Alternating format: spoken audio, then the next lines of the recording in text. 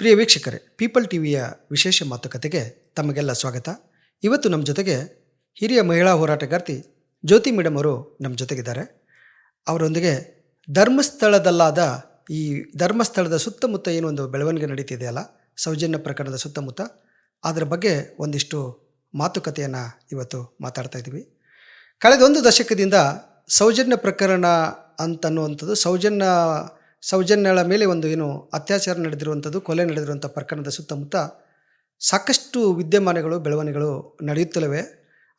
ಅದು ಇನ್ನೇ ತಣ್ಣಗಾಗಲದಷ್ಟು ಕೆಂಡ ಒಳಗಡೆಯಿಂದ ಬೂದಿ ಒಳಗಡೆಯಿಂದ ಕೆಂಡ ಉರಿಯುತ್ತಲೇ ಇದೆ. ಈಗ ಅದಕ್ಕೆ ಮತ್ತೊಂದು ಸೇರ್ಪಡೆ ಅಂತ ಅನ್ನೋದಲ್ಲ, ಕಳೆದ 16 ವರ್ಷಗಳಿಂದ ಅವರು ಪ್ರತಿರೋಧ ಅನ್ನೋದು ಇದ್ದೇ ಇದೆ. ಈಗ ನಮ್ಮ ನಾಡಿನ ಎಲ್ಲ ಮಹಿಳಾ ಪರ ಸಂಘಟನೆಗಳು, ಹಿರಿಯ ಹೋರಾಟಗಾರ್ತಿಯರೆಲ್ಲ ಒಗ್ಗಟ್ಟಾಗಿ ಕೊಂದವರು ಯಾರು ಅಂತ ಒಂದು ಪ್ರತಿರೋಧದ ಸಮಾವೇಶವನ್ನು, ಜಾಥಾವನ್ನು ಬೆಳ್ತಂಗಡಿಯಲ್ಲಿ ಡಿಸೆಂಬರ್ 16ಕ್ಕೆ ನಡೆಸ್ತಾ ಇದ್ದಾರೆ. ಆ ಕುರಿತು ಒಂದಿಷ್ಟು ಇವತ್ತಿನ ಮಾತುಕತೆಯಲ್ಲಿ ವಿಚಾರ ಬರಲಿದೆ. ನಮಸ್ಕಾರ ಮೇಡಮ್. ನಮಸ್ಕಾರ ಮೇಡಮ್, ಮೊದಲಿಗೆ ನಾವು ಈ ಕೊಂದವರು ಯಾರು ಅನ್ನೋದೇನೋ ಒಂದು ಸಮಾವೇಶ ಮಾಡ್ತಾ ಇದ್ದೀರಲ್ಲ, ಪ್ರತಿರೋಧದ ಸಮಾವೇಶ, ಇದರ ಸುತ್ತಮುತ್ತ ಅಂದರೆ ಒಂದಷ್ಟು ಏನು ರೂಪರೇಷೆ ಏನು, ಯಾಕೆ ಮಾಡ್ತಾ ಇದ್ದೀರಿ ಮತ್ತು ಹೇಗೆ ಅದನ್ನ ಆಯೋಜನೆ ಮಾಡ್ತಾ ಇದ್ದೀರಿ, ಆ ವಿಚಾರ ಯಾಕೆ ಬಂತು ಅಂತ ಒಂದಿಷ್ಟು ಮಾತಾಡ್ಬೋದು ಮೇಡಮ್. ಒಂದು ಕೊಂದವರು ಯಾರು ಅನ್ನೋದು ಒಂದು ಆಂದೋಲನ. ಇದು ಏನು SIT ರಚನೆ ಆಯಿತು. SIT ರಚನೆ ಆದಮೇಲೆ ನಾವು ಅಂದ್ಕೊಂಡ್ವಿ ಅದು ಅದರಿಂದ ಏನಾದರೂ ಅಲ್ಲಿ ಒಂದು 4-5 ದಶಕಗಳಿಂದ ಧರ್ಮಸ್ಥಳ ಮತ್ತು ಅದರ ಸುತ್ತಮುತ್ತಲಿನ ಪ್ರದೇಶಗಳಲ್ಲಿ ಹೆಣ್ಮಕ್ಳ ಮೇಲೆ ಅತ್ಯಾಚಾರ ಆಯಿತು, ಕೊಲೆ ಆಗಿತ್ತು, ಆಮೇಲೆ ಅಸಹಜ ಸಾವುಗಳಾಗಿದ್ದು, ಮತ್ತು ನಾಪತ್ತೆ ಪ್ರಕರಣಗಳಾಗಿದ್ದು, ಇದೆಲ್ಲ ಮತ್ತು ಅಸ್ವಾಭಾವಿಕವಾದ ಸಾವುಗಳು ಕೂಡ ಆಗಿದ್ವು. ಸೊ ಅನೇಕ UDR ಕೇಸಸ್ ಅಂದರೆ ಅನ್ಯಾಚುರಲ್ ಡೆತ್ ಇದೇನೆ. ಸೊ ಇಂಥ ಪ್ರಕರಣಗಳೆಲ್ಲ ಏನಾಗಿದ್ವು, ಅದಕ್ಕೆಲ್ಲ ಒಂದು ತಾರ್ಕಿಕ ಅಂತ್ಯ ಸಿಗಬಹುದು ಈ SITಯಿಂದ ಅಂತ ಅಂದ್ಕೊಂಡಿದ್ವಿ. ಆದರೆ ಅದು ಶುರುವಾದಾಗಲೇ ಬರೀ ಅದು ಒಂದು ಚಿನ್ನಯ್ಯ ಕೇಸ್ ಏನಿತ್ತು, ಅಂದರೆ 39/2025 ಏನಿತ್ತು, ಅದರ ಸುತ್ತುತ್ತಿರೋ ಹಾಗೆ ನಮಗೆ ಕಾಣಿಸ್ತು. ಅದಕ್ಕೆ ನಾವೇನು ಮಾಡಿದ್ವಿ, ಅದು ಆ್ಯಕ್ಚುಲಿ ಸರ್ಕಾರದ ಒಂದು ಈ SIT ರಚನೆ ಮಾಡುವಾಗ ಸರ್ಕಾರ ಏನೊಂದು ಆದೇಶ ಹೊರಡಿಸಿತ್ತು, ಆ ಆದೇಶದಲ್ಲೂ ಕೂಡ ಸರ್ಕಾರ ಏನು ಹೇಳಿತ್ತು, ಸಂಪೂರ್ಣವಾಗಿ ಅಲ್ಲಿ ನಡೆದಿರೋ ಅಂಥ ಎಲ್ಲ ಹೆಣ್ಮಕ್ಳ ಮೇಲೆ ನಡೆದಿರೋಂಥ ಎಲ್ಲ ಅಪರಾಧ ಪ್ರಕರಣಗಳನ್ನು, ಆ್ಯಕ್ಚುಲಿ ಬರೀ ಹೆಣ್ಮಕ್ಳ ಮೇಲೆ ಅಂತಲ್ಲ, ಧರ್ಮಸ್ಥಳದ ಸುತ್ತಮುತ್ತ, ಧರ್ಮಸ್ಥಳದ ವ್ಯಾಪ್ತಿಯಲ್ಲಿ, ಪೊಲೀಸ್ ಠಾಣಾ ವ್ಯಾಪ್ತಿಯಲ್ಲಿ ಏನೇನು ಅಪರಾಧ ಪ್ರಕರಣಗಳು ನಡೆದಿದ್ದೇವೋ ಅವನ್ನೆಲ್ಲ ಕುರಿತು SIT ಸಮಗ್ರವಾಗಿ ತನಿಖೆ ಮಾಡಬೇಕು. ನಾನು SIT ಮೇಲೆ ನಂತರ ಕೇಳೋಣ ಅಂದ್ಕೊಂಡೆ, ಈಗ ಅದೇ ಪ್ರಶ್ನೆಗೆ ಬರ್ತಾ ಇದ್ದೀನಿ. ಅಲ್ಲ, ನಾನು ಇದನ್ನು ಮುಗಿಸ್ಬಿಡ್ತೀನಿ. ಈ ಆಂದೋಲನ ಯಾಕೆ ಶುರುವಾಯಿತು ಅಂತ. ಸೊ ಹೇಳಕ್ ಬಂದೆ ಮೇಡಮ್, ಸರ್ಕಾರ SIT ರಚನೆ ಮಾಡಿದೆ, ಅದು ಮಾಡಿ ಇನ್ನೂ ತೀರ್ಪು ಹೊರದು ಒಂದು ತೀರ್ಪು ಪ್ರಕಟ ಮಾಡುವ ಮೊದಲೇ ಇದನ್ನ ನೀವು ಯಾಕೆ ಮಾಡೋದು ಅಗತ್ಯ ಇತ್ತು ಅಂತ. ಅದೇನೆ, ಅದು ನಮಗೆ ಅವಾಗ ಏನಾಯಿತು, ಅಲ್ಲಿ ಹೆಣ್ಮಕ್ಳ ಮೇಲೆ ನಾವು ಇಷ್ಟೋ ತನಕ ಏನು ಹೇಳಿದೆ ಅದು ಯಾವುದೂ ಕೂಡ ಅಲ್ಲಿ ಬರಲೇ ಇಲ್ಲ. ಆ ತನಿಖೆ ಒಳಗೆ ತನಿಖೆ ಮಾಡಲೇ ಇಲ್ಲ. ಅದು ಏನಂದರೆ, ಇಡೀ ಒಂದು ರಾಜ್ಯದಲ್ಲಿ ಇವತ್ತು ಎಷ್ಟು ಬುರುಡೆ ಸಿಕ್ತು, ಎಷ್ಟು ಹೆಣ ಸಿಕ್ತು, ಎಷ್ಟು ಕೈಕಾಲು ಸಿಕ್ತು, ಎಷ್ಟು ಮೂಳೆಗಳು ಸಿಕ್ತು, ಈ ಥರದ ಚರ್ಚೆ ಆಗೋಕ್ಕೆ ಶುರುವಾಯ್ತೆ ಹೊರತು ಆ ಹೆಣ್ಮಕ್ಳ ಕೇಸ್ಗಳು ಏನಾದರೂ ದೂರುಗಳು ಬಂದ್ವಾ, ಆ ದೂರುಗಳೇನಾದ್ರು SIT ತೊಗೊಳ್ತಿದೆಯಾ, ಅದ್ರ ಬಗ್ಗೆ ತನಿಖೆ ಶುರುವಾಗಿದೆಯಾ, ಇದು ಯಾವುದೂ ಕೂಡ ಚರ್ಚೆ ಆಗಲಿಲ್ಲ. ಹಾಗಾಗಿ ನಾವು ಯೋಚನೆ ಮಾಡಿದ್ವಿ, ಇಲ್ಲ ಇದು ಯಾಕೋ ದಿಕ್ಕು ತಪ್ಪುತ್ತಾ ಇದೆ ಅಂತ ಹೇಳಿ ನಾವು ಒಂದು ಆಂದೋಲನವನ್ನು ಶುರು ಮಾಡಿದ್ವಿ. ನಾವು ಈ ಆಂದೋಲನದಲ್ಲಿ ನಮ್ಮ ಮುಖ್ಯ ಉದ್ದೇಶ ಇದ್ದಿದ್ದು, ಇಷ್ಟೆಲ್ಲ ಈ ಒಂದು 4-5 ದಶಕಗಳಿಂದ ಹೆಣ್ಮಕ್ಳು ಅಲ್ಲಿ ಸತ್ತಿದ್ದಾರೆ. ಆ ಸತ್ತಿರೋ ಹೆಣ್ಮಕ್ಳನ್ನ ಅಲ್ಲಿ ಪೊಲೀಸ್ನವರು ಆಗಲಿ ಅಥವಾ ಇಡೀ ವ್ಯವಸ್ಥೆ ಆಗಲಿ ಕೊಂದವರು ಯಾರು ಅನ್ನೋದನ್ನು ಪತ್ತೆ ಮಾಡಿಲ್ಲ. ಅಲ್ಲಿ ಸ್ಥಳೀಯವಾದ ಜನರಿಗೆ ಸತ್ತವ್ರು ಯಾರು ಅಂತ ಗೊತ್ತಿದೆ, ಇನ್ಕ್ಲೂಡಿಂಗ್ ಸೌಜನ್ಯ. ಸೌಜನ್ಯ ಕೇಸ್ನಲ್ಲೂ ಕೂಡ ಸಂತೋಷ್ ರಾವ್ ಅಲ್ಲ ಅಂತ ಕೋರ್ಟ್ ತೀರ್ಮಾನ ಮಾಡಿ ಹೇಳ್ತು, ಆದ್ರೆ ತೀರ್ಪು ಕೊಡ್ತು. ಆದರೆ ಕೊಂದವ್ರು ಯಾರು ಅನ್ನೋದು ಪತ್ತೆ ಆಗ್ತಿಲ್ಲ. ಹಾಗಾಗಿ ನಾವು ಅಲ್ಲಿ ಆ ಹೆಣ್ಮಕ್ಳನ್ನ ಅತ್ಯಾಚಾರ ಮಾಡಿದವ್ರು ಯಾರು, ಕೊಂದವ್ರು ಯಾರು ಅನ್ನೋದಕ್ಕೆ ಪತ್ತೆ ಆಗಬೇಕು. ಈ SIT ಅದನ್ನು ತನಿಖೆ ಮಾಡಬೇಕು, ಪತ್ತೆ ಮಾಡಬೇಕು, ಅವರಿಗೆ ಕಾನೂನು ಪ್ರಕಾರ ಶಿಕ್ಷೆ ವಿಧಿಸಬೇಕು ಅನ್ನೋದಕ್ಕೋಸ್ಕರ ನಾವು ಇದು ಕೊಂದವರು ಯಾರು ಅನ್ನೋ ಒಂದು ಆಂದೋಲನವನ್ನು ಶುರು ಮಾಡಿ. ಅಂದರೆ SIT ಉದ್ದೇಶನೇ ಬೇರೆ ಇದೆ, ಅದು ಬುರುಡೆ ಮೂಳೆ ಅದು ಇದು ಆ ಥರದ ಸುತ್ತಮುತ್ತನೇ ಸುತ್ತಾ ಇದೆ. ಅದು ಅಲ್ಲ, ಕೊಂದವರು ಯಾರು ಅನ್ನೋದು ಪತ್ತೆ ಹಚ್ಚಿ ಅವ್ರಿಗೆ ಶಿಕ್ಷೆ ಆಗುವಂಥದ್ದು ಆಗಬೇಕು ಅನ್ನೋದು ಒಂದು ಆಗ್ರಹ. ಹೌದು, ಖಂಡಿತ. ಯಾಕೆಂದರೆ ಸರ್ಕಾರ ಅದನ್ನು ಅದೇ ಇವರು ನಮ್ಮ ರಾಜ್ಯ ಮಹಿಳಾ ಆಯೋಗದ ಅಧ್ಯಕ್ಷರು ಏನು ಪತ್ರ ಬರೆದಿದ್ರು ಮುಖ್ಯಮಂತ್ರಿಗಳಿಗೆ, ಅದರಲ್ಲಿ ಬಹಳ ಸ್ಪಷ್ಟವಾಗಿತ್ತು. ಇದು ಈ ಚಿನ್ನಯ್ಯ ಅವರ ಕೇಸ್, ಅವತ್ತು ನಮಗೆ ಚಿನ್ನಯ್ಯ ಅನ್ನೋದು ಹೆಸರು ಗೊತ್ತಿರಲಿಲ್ಲ.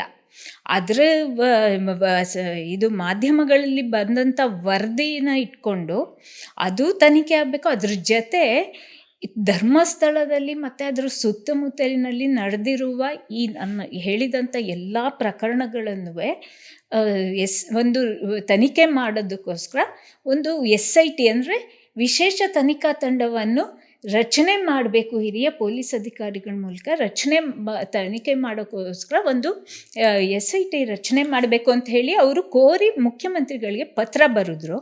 ಆ ಪತ್ರದ ಆಧಾರದಲ್ಲಿ ಒಂದು SIT ರಚನೆ ಮಾಡ್ತಿದ್ದೀವಿ ಅಂತ ಕೂಡ ಇದರಲ್ಲಿ ಜೀವನಲ್ಲಿ ಇತ್ತು. ನೀವು 2016ರಲ್ಲಿ ಉಗ್ರಪ್ಪ ಅವರ ಸಮಿತಿಯಲ್ಲಿ ನೀವು ಸದಸ್ಯರಾಗಿದ್ರಿ. ನೀವು ಆಲ್ಮೋಸ್ಟ್ ಧರ್ಮಸ್ಥಳದ ಎಲ್ಲ ಭಾಗಗಳಿಗೆ ವಿಸಿಟ್ ಮಾಡಿ ಅಲ್ಲಿನ ಮಹಿಳೆಯರನ್ನ, ಮುಖಂಡರನ್ನು ಎಲ್ಲ ಮಾತಾಡಿಸಿದ್ರಿ, ಸ್ಥಳೀಯ ಸಂಘಟನೆಗಳು ಮಾತಾಡಿಸಿದ್ರಿ ಅಂತ ಅನ್ಕೋತೀನಿ. ಸೊ ನಿಮಗೆ ಈ ಕೊಲೆಗಳಿಗೆ ಕಾರಣ ಏನು, ಇದ್ರ ಹಿನ್ನೆಲೆ ಏನು ಅಂತ ನಿಮ್ಮ ಅನುಭವ, ನಿಮ್ಮ ಮಾತುಕತೆ ಮೂಲಕ ನಿಮಗೇನು ಅನಿಸುತ್ತೆ ಅಂತ? ಈ ಯಾರಿರ್ಬೋದು, ಏನು ಕೊಂದವ್ರು ಯಾರಿರ್ಬೋದು, ಏನಿರ್ಬೋದು ಅಂತ? ಒಂದು ನಾನು ಉಗ್ರಪ್ಪ ಸಮಿತಿಯ ಸದಸ್ಯ ಆಗಿದ್ದಿದ್ದು ಹೌದು. ಆದರೆ ನಾವು ಅಲ್ಲಿ ಧರ್ಮಸ್ಥಳದಲ್ಲಿ ಹೋಗಿ ಮಾತಾಡ್ಸಿರ್ಲಿಲ್ಲ. ಆದರೆ ನಾವೇನು ಮಾಡ್ತಾ ಇದ್ವಿ, ಪ್ರತಿ ಜಿಲ್ಲೆಗೂ ಹೋಗಿ ಅಲ್ಲಿ ಪರಿಶೀಲನಾ ಸಭೆ ಮಾಡುವಾಗ ಅಲ್ಲಿ ಎಲ್ಲ ಜಿಲ್ಲಾ ಮಟ್ಟದ ಅಧಿಕಾರಿಗಳು ಅಲ್ಲಿ ಹಾಜರಿರ್ತಿದ್ರು. ಅವರನ್ನು ನಾವು ಮಕ್ಕಳಿಗೆ ಮತ್ತು ಮಹಿಳೆಯರಿಗೆ ಸಂಬಂಧಪಟ್ಟಂಗೆ, ಅವರ ಮೇಲಿನ ದೌರ್ಜನ್ಯಗಳಿಗೆ ಸಂಬಂಧಪಟ್ಟಂಗೆ ಅಲ್ಲಿ ಅವರು ನಮಗೆ ವರದಿ ಕೊಡ್ತಾಯಿದ್ರು. ಅಂದರೆ ಎಷ್ಟೆಷ್ಟು ಕಳೆದ 5 ವರ್ಷದಲ್ಲಿ ಎಷ್ಟೆಷ್ಟು ದೌರ್ಜನ್ಯಗಳಾಗಿವೆ, ಆಮೇಲೆ ಅದನ್ನು ತಡೆಗಟ್ಟೋಕ್ಕೋಸ್ಕರ ಅವ್ರು ಏನೇನು ಮಾಡ್ತಿದ್ದಾರೆ, ಈ ಥರದ್ದೆಲ್ಲ ಕೊಡ್ತಾಯಿದ್ರು. ಆ ಸಂದರ್ಭದಲ್ಲಿ ನಾವು 2016ರಲ್ಲಿ ಆಮೇಲೆ ಆ ಸಮಿತಿಯ ಅಧ್ಯಕ್ಷರು ಅವತ್ತು MLC ಆಗಿದ್ದಂಥ ಮತ್ತು ಆಮೇಲೆ ಸಂಸತ್ ಸದಸ್ಯರಾಗದಂಥ VS ಉಗ್ರಪ್ಪ ಅವರು ಆಗಿದ್ದರು. ಸೊ ಅವತ್ತು ನಾವು 2016 ಜನವರಿ 23ನೇ ತಾರೀಕು ನಾವು ಮಂಗಳೂರಿನಲ್ಲಿ ದಕ್ಷಿಣ ಕನ್ನಡ ಜಿಲ್ಲೆಯ ಒಂದು ಸಭೆ ಮಾಡಿದ್ವಿ. ಆ ಸಭೆಯಲ್ಲಿ ಈ ಥರದ ಒಬ್ಬರು ಸಾರ್ವಜನಿಕರು ಇರ್ತಿದ್ರು ಅಂತ ಸಭೆಯಲ್ಲಿ. ಒಬ್ಬರು ಅದರಲ್ಲಿ ಬಂದು ಬೆಳ್ತಂಗಡಿನವರೇ ಅವರು ಬಂದು ಈ ಥರ ಸೌಜನ್ಯ ಕೇಸನ್ನ ಉಲ್ಲೇಖ ಮಾಡಿ ಇಲ್ಲಿ ಸುಮಾರು 500 ಅಸಹಜ ಸಾವುಗಳಾಗಿವೆ ಅಂತ ಅವ್ರು ಹೇಳಿದ್ರು. ಅವ್ರ ಪ್ರಕಾರ ಆವಾಗ ಅಧ್ಯಕ್ಷರು ಏನು ಮಾಡಿದ್ರು, ಏನ್ರಿ ಪೊಲೀಸ್ನವ್ರೆ, ಏನ್ರಿ SP, ಇಷ್ಟೊಂದು ಆಗ್ತಿದೆಯಲ್ಲ, ನಿಮ್ಮ ಪ್ರಕಾರ ಎಷ್ಟಾಗ್ತವೆ ಅಲ್ಲಿ? ಅದು ಅವ್ರು ಹೇಳ್ತಿದ್ದಾರೆ ಧರ್ಮಸ್ಥಳದ ಭಾಗದಲ್ಲೇ ಅಷ್ಟೊಂದು ಆಗ್ತಿದೆಯಲ್ಲ ಅಂದಾಗ ಅವಾಗ SP ಅವರು DYSP ಅಲ್ಲ ಅಡಿಷನಲ್ SPಗೆ ಅದನ್ನು ವರ್ಗಾವಣೆ ಮಾಡಿದ್ರು, ಆ ಪ್ರಶ್ನೆನ ಉತ್ತರ ಮಾಡಿ ಹೇಳಿ ಅಂತ. ಅವಾಗ ಅಡಿಷನಲ್ SP ಇದ್ದರು, ಅವ್ರೇನು ಹೇಳಿದರು, ನಮ್ಮ ಪ್ರಕಾರ 500 ಇಲ್ಲ, ಪ್ರತಿ ವರ್ಷ ಕನಿಷ್ಠ ಅಂದರೂ ಕಳೆದ 5 ವರ್ಷದಲ್ಲಿ 100 ಆದ್ರೂ ಅಸಹಜ ಸಾವುಗಳು ಆಗ್ತಿವೆ. 500 ಆಯಿತು ಹಿಂಗೆ ಹೇಳಿದ್ರು ಅವರು. ಅವಾಗ ಅದು ನಮಗೆ ಅದು ಒಂದು ಅಧಿಕೃತವಾದ ಮಾಹಿತಿ ನಮಗೆ ಸಿಕ್ಕಿದ್ದು ಅಲ್ಲಿ, ಮೌಖಿಕ ಮಾಹಿತಿ. ಮೌಖಿಕ ಮಾಹಿತಿ ಅಂದ್ರೂ ಕೂಡ ಅದು ನಮಗೆ ರೆಕಾರ್ಡ್ ಅಲ್ಲ, ಆನ್ ರೆಕಾರ್ಡ್. ಅದು ಪೊಲೀಸ್ ಇಲಾಖೆಯಿಂದ ಮತ್ತೆ ಒಂದು ಸರ್ಕಾರದ ಸಮಿತಿ, ಅದು ಸರ್ಕಾರದ ಸಮಿತಿ ಅಂದರೆ ಅಧಿಕೃತ ಸಮಿತಿ, ಅದು ಅಧಿಕೃತ ಮಾಹಿತಿ ಅದು. ಆಮೇಲೆ ಅದು ವರದಿನಲ್ಲಿ ಬಂತು. ಆ ಆ ವರದಿ ನಾವು ಕೊಟ್ಟಾಗ ಸರ್ಕಾರ ಆ ವರದಿ ಒಪ್ಕೊಂಡಿತ್ತು, ಸ್ವೀಕಾರ ಮಾಡಿದ್ದು. ಆಮೇಲೆ ಅದು ಇದರಲ್ಲಿ ಕ್ಯಾಬಿನೆಟ್ಟಲ್ಲಿ ಸ್ವೀಕಾರ ಆಗಿರೋ ವರದಿ ಇವಾಗ ಅದು ಜಾರಿಗೆ, ಆ ಶಿಫಾರಸುಗಳೆಲ್ಲ ಕೂಡ ಜಾರಿಗೆ ಬಂದಿದೆ. ಆಮೇಲೆ ಜಾರಿಗಾಗಿ ಇನ್ನೊಂದು ಸಮಿತಿ ಕೂಡ ರಚನೆ ಆಗಿದೆ. ಅದು ಹಾಗಾಗಿ ಅದು ಅಧಿಕೃತ ವರದಿ ಅಂತಾನೆ ಅದು ಪರಿಗಣಿಸಬೇಕಾಗತ್ತೆ. ಅದೇ ಪೊಲೀಸ್ ಅಧಿಕಾರಿ ಮೇಡಮ್ ಆ ಸಂದರ್ಭದಲ್ಲಿ ನಾನು ಓದಿದ ನೆನಪು, ಇಲ್ಲಿನ ಜನ ಇದು ಧರ್ಮಸ್ಥಳ ಆಗಿರೋ, ದೇವರ ಸ್ಥಳ ಆಗಿರೋದ್ರಿಂದ ಮುಕ್ತಿಗೋಸ್ಕರ ಬಂದು ಇಲ್ಲಿ ಸಾಯ್ತಾರೆ ಅನ್ನೋ ರೀತಿ ಅಂದ್ರೆ ಅಸಹಜ ಸಾವುಗಳಿಗೆ ಈ ತರದ ಒಂದು ಕಥೆನ ಕಟ್ಟಲ ಈ ರೀತಿ ಹೇಳಿಕೆ ನೀಡಿದ್ದು ಅದು ಹೌದು ಅಂತ ಕೇಳಿದೆ. ಹೌದಾ? ಹೌದು, ಅವ್ರು ಹೇಳಿದ್ರು. ಇದು ಒಂದು ಇದು ದೇವರ ಇದಾಗಿರೋದ್ರಿಂದ ಅಲ್ಲಿ ಮೋಕ್ಷಕ್ಕಾಗಿ ಬರ್ತಾರೆ, ಅವರೇ ಆತ್ಮಹತ್ಯೆ ಮಾಡ್ಕೊಳ್ತಾರೆ, ಅವರೇ ಸಾಯ್ತಾರೆ ಅನ್ನೋ ಮಾತನ್ನ ಹೇಳಿದ್ರು. ಅದು ನಡವಳಿಗಳಲ್ಲೂ ಕೂಡ ಅದು ದಾಖಲೆ ಆಗಿದೆ. ಉಗ್ರಪ್ಪ ಅವರು ಅದಕ್ಕೆ ಅವರು ಕ್ಲಾಸ್ ತಗೊಂಡ್ರು. ಅವರು ಏನು ಹೀಗೆ ಮಾತಾಡ್ತಿದ್ದೀರಲ್ಲ, ಬೇಜವಾಬ್ದಾರಿಯಿಂದ ಮಾತಾಡ್ತಿದ್ದೀರಾ, ನೀವೊಬ್ರು ಆಫೀಸರ್, ನೀವು ಜನ ಅಲ್ಲಿ ಬಂದು ಯಾಕೆ ಹಾಗೆ ಮಾಡ್ಕೋಬೇಕು, ಬೇರೆ ಕಡೆ ಎಲ್ಲೂ ಮಾಡ್ಕೊಳ್ಳೋದಿಲ್ವ, ಇಲ್ಲಿ ಸುತ್ತಮುತ್ತ ಬೇರೆ ನದಿಗಳಿರೋಂಥ ದೇವಸ್ಥಾನಗಳು ಇವೆ, ಅಲ್ಲಿ ಯಾಕೆ ಮಾಡ್ಕೊಳ್ಳಲ್ಲ, ಇಲ್ಲೇ ಯಾಕೆ ಬಂದು ಮಾಡ್ಕೋಬೇಕಾದ್ರೆ ನೀವು ಅದೆಲ್ಲ ಹೇಳಿದರು. ಆಮೇಲೆ ನೀವು ಯಾಕೆ ಅದನ್ನು ಅಧ್ಯಯನ ಮಾಡಿಲ್ಲ, ಆಮೇಲೆ ನೀವು ಯಾಕೆ ಅದನ್ನು ತಡೆಯೋಕ್ಕೋಸ್ಕರ ಒಂದು ಟಾಸ್ಕ್ ಫೋರ್ಸ್ ಯಾಕೆ ಮಾಡಿಲ್ಲ? ಅಲ್ಲ, ಇವರು ತನಿಖೆಯಿಂದ ನುಣುಚಿಕೊಳ್ಳೋದಕ್ಕೋಸ್ಕರ ಕತೆ ಕಟ್ಟಿದಾರೋ ನನಗೆ ಗೊತ್ತಿಲ್ಲ. ಹೌದು, ಖಂಡಿತವಾಗ್ಲೂ. ಯಾರು ನೋಡಿ, ಒಂದು UDR ಕೇಸು ಒಂದು ದಾಖಲೆ ಆಗಿರೋದಿದೆ, ಒಂದು ಚಿಕ್ಕ ಮಕ್ಕಳು ಅಲ್ಲಿ ಸತ್ತಿರೋದಿದೆ. ಒಂದು 12 ವರ್ಷದ ಮಗುನೋ 9 ವರ್ಷದ ಮಗುನೋ ಏನೋ ನನಗೆ ಸರಿಯಾಗಿ ನೆನಪಿಲ್ಲ, ಬಟ್ ಅಷ್ಟು ಚಿಕ್ಕ ಮಕ್ಕಳು, ಅವ್ರಿಗೆ ಮುಕ್ತಿ ಅಂದ್ರೆ ಏನು ಗೊತ್ತಾ, ಮೋಕ್ಷ ಅಂದ್ರೆ ಏನು ಗೊತ್ತಾ? ಸೌಜನ್ಯ ಕೂಡ ಯುವತಿ, ಅವ್ರಿಗೆಲ್ಲ ಸೊ ಇದು ಆಯ್ತು. ಸೌಜನ್ಯ ಕೇಸು, ಆಮೇಲೆ ಸೌಜನ್ಯ ಕೇಸು ತೀರಾ ಹೊಸದು. ಅದಕ್ಕೆ ಹಿಂದಿಂದ 1979 ಮೊದಲನೇ ಕೇಸು ಸಾರ್ವಜನಿಕವಾಗಿ ಗೊತ್ತಾಗಿರೋದು, ವೇದವಲ್ಲಿ ಕೇಸು, ಟೀಚರ್ ಕೇಸ್. ಅದು ಕೂಡ ಇಲ್ಲಿವರೆಗೂ ಅದು ಪತ್ತೆನೇ ಆಗಿಲ್ಲ, ಯಾರು ಕೊಲೆ ಮಾಡಿದ್ದು ಅಂತ. ಅತ್ಯಾಚಾರ ಮಾಡಿ ಕೊಲೆ ಆಗಿದೆ ಅದು. ಅದನ್ನು ಕೂಡ ಅವರ ಗಂಡನ ಆರೋಪಿ ಮಾಡಿ ಇದ್ರು ಪೊಲೀಸು, ಬಟ್ ಅದನ್ನು ಕೂಡ ಅವ್ರು ನಿರ್ದೋಷಿ ಅಂತ ಆಯಿತು ಕೋರ್ಟಲ್ಲಿ. ಆದರೆ ನಿರ್ದೋಷಿ ಅಂತ ಆಯ್ತು, ಹಾಗೆ ಕೊಲೆ ಮಾಡಿದವ್ರು ಯಾರು ಅನ್ನೋದು ಇಲ್ಲಿವರೆಗೂ ಪತ್ತೆ ಆಗಲ್ಲ ಅಂತಂದ್ರೆ ಅದು ಆಗ್ತಾನೇ ಬಂದಿದೆ. ಪದ್ಮಲತಾ ಕೇಸಲ್ಲೂ ಆಯಿತು, ವೇದವಲ್ಲಿ ಕೇಸಲ್ಲಿ ಆಯಿತು, ಯಮುನಾ ನಾರಾಯಣ ಕೇಸಲ್ಲಿ, ಎಲ್ಲದೂ ಹೀಗೆ. ಏನು ಸಾಮ್ಯತೆ ಅನಿಸುತ್ತೆ ಮೇಡಮ್? ಅಂದ್ರೆ ಎಲ್ಲ ಸಾಮ್ಯತೆ ಅಂತಂದ್ರೆ ಯಾವುದು ಕೂಡ ಕೊಲೆ ಆದವ್ರು ಯಾರನ್ನೋ ತಗೊಂಡು ಹೋಗಿ ಫಿಕ್ಸ್ ಮಾಡ್ತಾರೆ, ಇಂಥವ್ರು ಮಾಡಿದ್ದಾರೆ ಅಂತ. ಯಾರೋ ಅಮಾಯಕರನ್ನ, ಒಂದು ಕೇಸಲ್ಲಿ ಯಾರೋ ಪಾಪ ಚಾಲಕನ್ನ ತಗೊಂಡೋಗಿ, ವಾಹನ ಚಾಲಕನ್ನ ತಗೊಂಡೋಗಿ ಫಿಕ್ಸ್ ಮಾಡ್ತಾರೆ. ಇನ್ನೊಂದರಲ್ಲಿ ಯಾರೋ ಅಮಾಯಕರು ಹಕ್ಕಿ ಪಿಕ್ಕಿ ಜನಾಂಗದವ್ರನ್ನ ಫಿಕ್ಸ್ ಮಾಡಿದ್ದಾರೆ. ಅಷ್ಟೇ ಅಂಥವ್ರನ್ನ ಫಿಕ್ಸ್ ಮಾಡೋದು ಪೊಲೀಸ್ನವರು. ಅದು ಯಾವಾಗ ಅಂದರೆ ಜನರು ಯಾವಾಗ ಪ್ರತಿಭಟನೆ ಮಾಡ್ತಾರೆ ಅವಾಗ ಯಾರನ್ನೋ ಅಮಾಯಕರನ್ನ ತಗೊಂಡು ಹೋಗ್ಬಿಟ್ಟು ಇಂಥವ್ರೆ ಆರೋಪಿಗಳು ಅಂತ. ಇವಾಗ ಸಂತೋಷ್ ರಾವ್ ಅವರನ್ನ ಕೂಡ ಇವಾಗ ಮೊನ್ನೆ ಇನ್ನೊಂದು ಹೊಸ ವರದಿ ಬಂದಿದೆ ಈ ಕೇಸಲ್ಲಿ. ಏನಂದರೆ ಸಂತೋಷ್ ರಾವ್ ಅವ್ರನ್ನ ಸೌಜನ್ಯ ಕೊಲೆ ಆಗಕ್ಕಿಂತ 3 ದಿನ ಮುಂಚೆನೇ ಅರೆಸ್ಟ್ ಮಾಡಿದ್ರು ಪೊಲೀಸ್ನವರು ಅನ್ನೋದು ಹೊಸ ವರದಿ. ಅದು ಇದು ಇನ್ನಷ್ಟು ಗೊಂದಲನ ಸೃಷ್ಟಿ ಮಾಡ್ತಾ ಇದೆ. ಅಂದ್ರೆ ಕೊಲೆ ಮಾಡೋಕ್ಕಿಂತ ಮುಂಚೆ ಪ್ಲಾನ್ ಮಾಡಿ ಅರೆಸ್ಟ್ ಮಾಡಿ ಇದು ಇನ್ನು ಅದೆಲ್ಲ ಹೊರಗೆ ಬರ್ಬೇಕು ಇನ್ನು ಅವೆಲ್ಲ. ಬಟ್ ಇದು ಇನ್ನಷ್ಟು ಗೊಂದಲಮಯವಾಗಿದೆ ಅನ್ನೋದನ್ನ ಇದು ಹೇಳ್ತಾ ಇದೆ. ಇದು ಮೊನ್ನೆ ಪತ್ರಿಕಾ ವರದಿ ಇದು. ಸೊ ಹೀಗೆ ಸಾಮ್ಯತೆ ಅಂದ್ರೆ ಎಲ್ಲದಕ್ಕೂ ಒಂದೇ ಪ್ಯಾಟರ್ನ್ ಇದೆ. ಅಲ್ಲ, ಆಮೇಲೆ ನೀವೆಲ್ಲ ಹೆಸರು ಹೇಳಿದ್ರು ಎಲ್ಲ ಅತ್ಯಾಚಾರ ಮಾಡಿ ಕೊಲೆ ಆಗಿರೋ. ಹೌದೌದು, ಎಲ್ಲ ಮಹಿಳೆಯರು. ಆಮೇಲೆ ಯಮುನಾ ನಾರಾಯಣ ಕೇಸಲ್ಲಿ ಅಂದ್ರೆ ಅಣ್ಣ ತಂಗಿಯವರು ಜೋಡಿ ಕೊಲೆ. ಅದು ತಲೆಗೆ ಕಲ್ಲಲ್ಲಿ ಜಜ್ಜಿಬಿಟ್ಟು ಸಾಯಿಸಿರೋದು. ಹೀಗೆ ಅವ್ರದ್ದು ಅದು ಒಂದು ಭೂಮಿ ಪ್ರಶ್ನೆಗದು. ಸೊ ಹೀಗೆ ಹಲವಾರು ಇದೆ. ಇನ್ನೂ ಅದು ಹೊರಗೆ ಬಂದಿರೋದು ಇಷ್ಟು ಅಂತ ಪೊಲೀಸರು ಹೇಳಿದ್ರು ಅಂತ ಹೇಳಿದ್ರಲ್ಲ, ವರ್ಷಕ್ಕೆ 100 ಅಂತಂದ್ರೆ ಎಷ್ಟು ಆಗಿರ್ಬೋದು, ಎಷ್ಟು ಆತ್ಮಾಹುತಿಗಳು, ಎಷ್ಟು ಹಾಂ, ಅದು ಈ ಥರದ್ದು ನೀವು ಇಡೀ ರಾಜ್ಯ ತುಂಬ ಹೋದರೆ ಎಷ್ಟೋ ಇದನ್ನು ನಾವು ಹೊರಗಡೆ ಬಂದಿಲ್ಲದೆ ಇರೋ ಕೇಸ್ಗಳು ಇವೆ. ಹಾಗಾಗಿ ನಾವಿಲ್ಲಿ ಪ್ರಶ್ನೆ ಮಾಡ್ತಾ ಇರೋದು, ನಮ್ಮ ಕೊಂದವರು ಯಾರು ಆಂದೋಲನದಲ್ಲಿ ಬಹಳ ಮುಖ್ಯವಾಗಿರೋದು, ನಾವು ಇಲ್ಲಿ ಯಾರನ್ನು ಟಾರ್ಗೆಟ್ ಮಾಡ್ತಾ ಇಲ್ಲ, ಇಂಥವರೇ ಕೊಂದಿರೋದು ಅಂತ. ನೀವಿವಾಗ ನನ್ನ ಕೇಳಿದ್ರಿ ಪ್ರಶ್ನೆ ಯಾರಿರ್ಬೋದು ಅಂತ, ನಾವು ಯಾರನ್ನು ಟಾರ್ಗೆಟ್ ಮಾಡ್ತಾ ಇಲ್ಲ. ಯಾಕಂದರೆ ನಾವು ಇಂಥವರೇ ಆರೋಪಿ ಅಂತ ಹೇಳೋದು ನಮ್ಮ ಕೆಲಸ ಅಲ್ಲ, ಅದನ್ನು ಪೊಲೀಸ್ನವರು ಆ ಕೆಲಸ ಮಾಡಬೇಕು, ಪೊಲೀಸ್ರ ಕೆಲಸ. ಆಮೇಲೆ ಮನೆಯವರು ಯಾರು ಇಂಥವ್ರ ಮೇಲೆ ನಮಗೆ ಅನುಮಾನ ಇದೆ, ಇಂಥವ್ರ ಮೇಲೆ ಶಂಕೆ ಇದೆ ಅಂತ ಹೇಳಿದರೆ ಅಂಥವ್ರನ್ನ ವಿಚಾರಣೆ ಮಾಡಬೇಕಾಗಿರೋದು ಪೊಲೀಸ್ನವ್ರ ಕೆಲಸ. ಅದು ಮಾಡ್ತಾ ಇಲ್ಲ ಅಂತ ಹೇಳಿ ಮನೆಯವರು ಆರೋಪ ಮಾಡ್ತಾ ಇದ್ದಾರೆ ಪೊಲೀಸ್ನವ್ರ ಮೇಲೆ. ನಾವು ಯಾರ ಹೆಸರು ಕೊಟ್ಟಿದ್ದೀವಿ ಅವ್ರನ್ನ ಇವ್ರು ವಿಚಾರಣೆ ಮಾಡ್ತಾ ಇಲ್ಲ ಅಂತ ಹೇಳಿ ಪೊಲೀಸ್ನವ್ರ ಮೇಲೆ ಮನೆಯವರು ಆರೋಪ ಮಾಡ್ತಾ ಇದ್ದಾರೆ. ಅದನ್ನು ನೇರವಾಗಿ ಯಾರ ಮೇಲೆ ಅವ್ರಿಗೆ ಅನುಮಾನ ಇದೆ ಅನ್ನೋದನ್ನ ದೂರಿನಲ್ಲೇ ಬರ್ಕೊಟ್ಟಿದ್ದಾರೆ. ಯಮುನಾ ನಾರಾಯಣ ಕೇಸಲ್ಲೂ ಬರ್ಕೊಟ್ಟಿದ್ದಾರೆ, ಸೌಜನ್ಯ ಅವರ ಕೇಸಲ್ಲೂ ಕೂಡ ಬರ್ಕೊಟ್ಟಿದ್ದಾರೆ. ಹೀಗೆ ಇದು ನಡೀತಾ ಇದೆ. ಸೊ ಅದಕ್ಕೆ ನಮ್ಮ ಕೊಂದವರು ಯಾರು ಆಂದೋಲನದಲ್ಲಿ ಬಹಳ ಮುಖ್ಯವಾಗಿ ನಾವು ಹೇಳ್ತಾ ಇರೋದು ಅಂದರೆ, ಸರಿಯಾಗಿ ವಿಚಾರಣೆ ಆಗಬೇಕು ಒಂದು.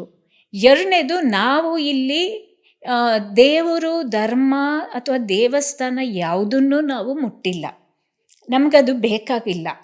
ನಾವು ಹೇಳ್ತಾ ಇರೋದು ಇಷ್ಟೇ, ಈ ಹೆಣ್ಣು ಮಕ್ಕಳನ್ನು ಅಥವಾ ಅಲ್ಲಿ ಯಾವುದೇ ಅಮಾಯಕರನ್ನು ಕೊಂದವರು ಯಾರು, ಇದನ್ನು ಪತ್ತೆ ಮಾಡಬೇಕಾಗಿರೋದು ಒಂದು ಜವಾಬ್ದಾರಿಯುತ ಸರ್ಕಾರದ ಕೆಲಸ. ಅದು ಯಾವುದೇ ಸರ್ಕಾರ ಆಗಿರ್ಬೋದು.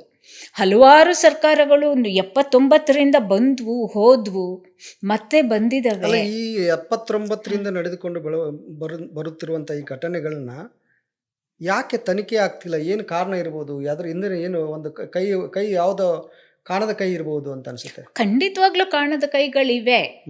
ಅಲ್ಲಿ ಸ್ಥಳೀಯರಿಗೆ ಅದು ಗೊತ್ತಿರಬಹುದು.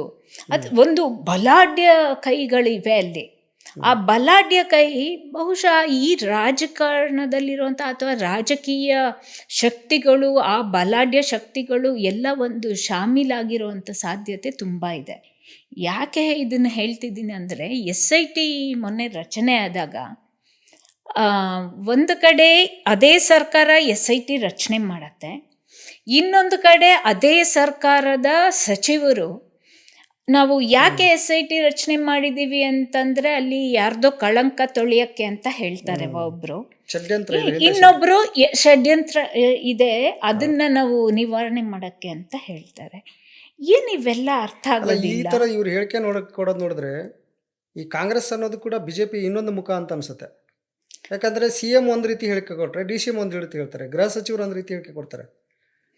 ಏನು ಅವ್ರ ಹತ್ರ ಅವ್ರ ಮಧ್ಯೆನೇ ಮತ್ತೆ ಹೋಗಿ ಇಷ್ಟೆಲ್ಲ ಹೇಳಿಕೆ ಕೊಡೋದ್ರ ಜೊತೆಗೆ ಎಲ್ಲರೂ ನಾವೇನು ಇಡೀ ಜನರಿಂದ, ರಾಜ್ಯದ ಜನರಿಂದ ಆರೋಪ ಬರ್ತಿದೆಯಲ್ಲ, ಆ ಶ್ರದ್ಧಾ ಕೇಂದ್ರಕ್ಕೆ ಭೇಟಿ ಕೊಟ್ಟು ಅಲ್ಲಿ ಹೋಗಿ ಕೈ ಮುಗಿಯೋ, ಕಾಲು ಬೀಳೋದು, ಕಾಲಿಗೆ ಅಡ್ಡು ಬೀಳೋದು ಮಾಡ್ತಾರೆ. ಅಲ್ಲ, ಅವರು ಶ್ರದ್ಧಾ ಕೇಂದ್ರಕ್ಕೆ ಹೋಗ್ತಾರೋ ಅದು ಏನು ಮಾಡ್ತಾರೋ ಅದು ನಮಗೆ ಸಂಬಂಧಪಟ್ಟಿಲ್ಲ.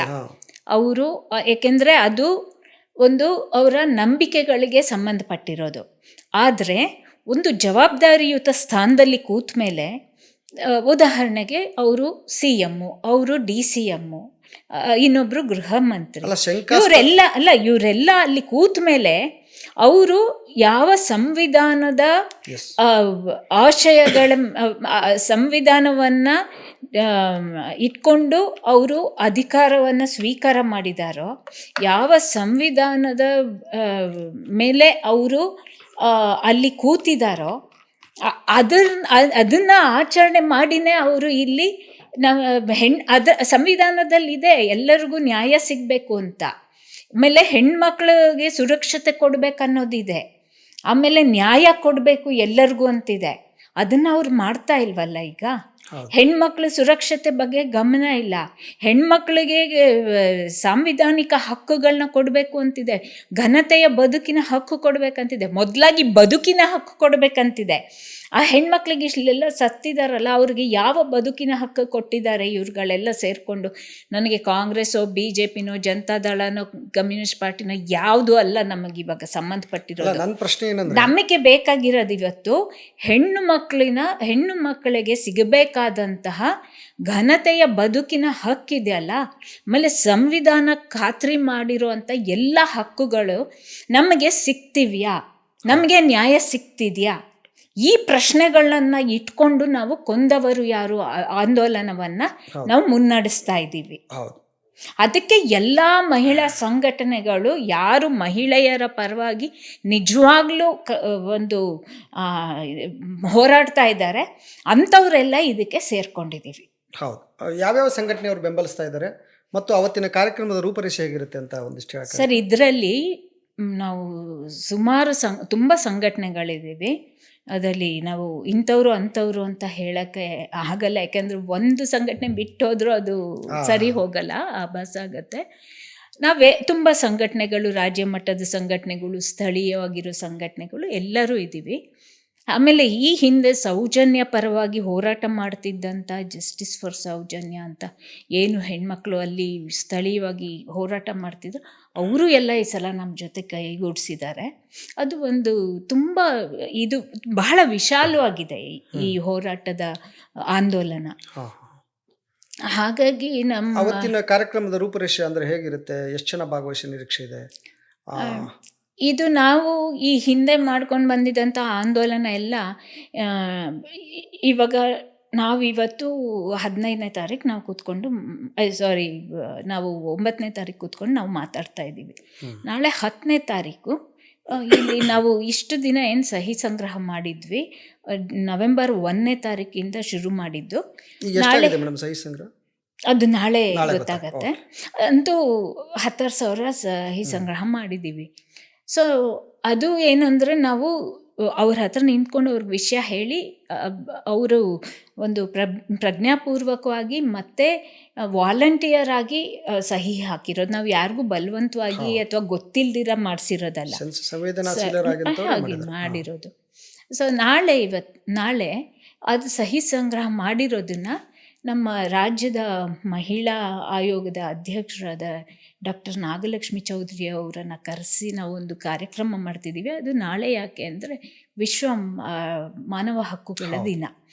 ವಿಶ್ವ ಮಾನವ ಹಕ್ಕುಗಳ ದಿನ, ನಮ್ಮ ಮಹಿಳಾ ಹಕ್ಕುಗಳು ಕೂಡ ಮಾನವ ಹಕ್ಕುಗಳೇ ಅಂತ ನಾವು ಸಾರಿ ಹೇಳೋ ಅಂಥ ದಿನ ಇದು. ಹಾಗಾಗಿ ನಾವು ಒಂದು ಕಾರ್ಯಕ್ರಮ ಮಾಡ್ತಿದ್ದೀವಿ, ನನ್ನ ದನಿ ನನ್ನ ಸಹಿ ಅಂತ. ಈ ಕಾರ್ಯಕ್ರಮ ಮಾಡಿ ನಾವು ಹಾಗೆ ಕವಿತಾ ಲಂಕೇಶ್ ಅವರು ನಾಳೆ 3 ಗಂಟೆಗೆ ಮಧ್ಯಾಹ್ನ ಗಾಂಧಿ ಭವನದಲ್ಲಿ ಮಾಡ್ತಿದ್ದೀವಿ. ಕವಿತಾ ಲಂಕೇಶ್ ಅವರು ನಾವೊಂದು ಬುಕ್ಲೆಟ್ ಕೂಡ, ಕಿರು ಪುಸ್ತಕ ಒಂದು ಮಾಡಿದ್ದೀವಿ ನಮ್ಮ ಆಂದೋಲನದ ಪರವಾಗಿ. ಇದೇ ಇದ್ರ ಬಗ್ಗೆನೆ, ಕೊಂದವರು ಯಾರು ಅಂತ. ಅದಕ್ಕೆ ಅದರ ಬಗ್ಗೆನೇ ಅದನ್ನು ಕವಿತಾ ಲಂಕೇಶ್ ಅವರು ಬಿಡುಗಡೆ ಮಾಡ್ತಾರೆ. ಸೊ ಇದು ನಮ್ಮ ಕಾರ್ಯಕ್ರಮ. ಆಮೇಲೆ 16ನೇ ತಾರೀಕು ಬೆಳ್ತಂಗಡಿಯಲ್ಲಿ, ಯಾಕೆಂದರೆ ಬೆಳ್ತಂಗಡಿ ಒಂದು ಧರ್ಮಸ್ಥಳ ಇರೋ ಅಂಥ ಒಂದು ಧರ್ಮಸ್ಥಳ. ನಾವು ಯಾಕೆ ನಾವು ದೇವಸ್ಥಾನದ ಬಗ್ಗೆ ಮಾತಾಡ್ತಾ ಇಲ್ಲ, ಧರ್ಮಸ್ಥಳ ಅನ್ನೋದೊಂದು ಗ್ರಾಮ.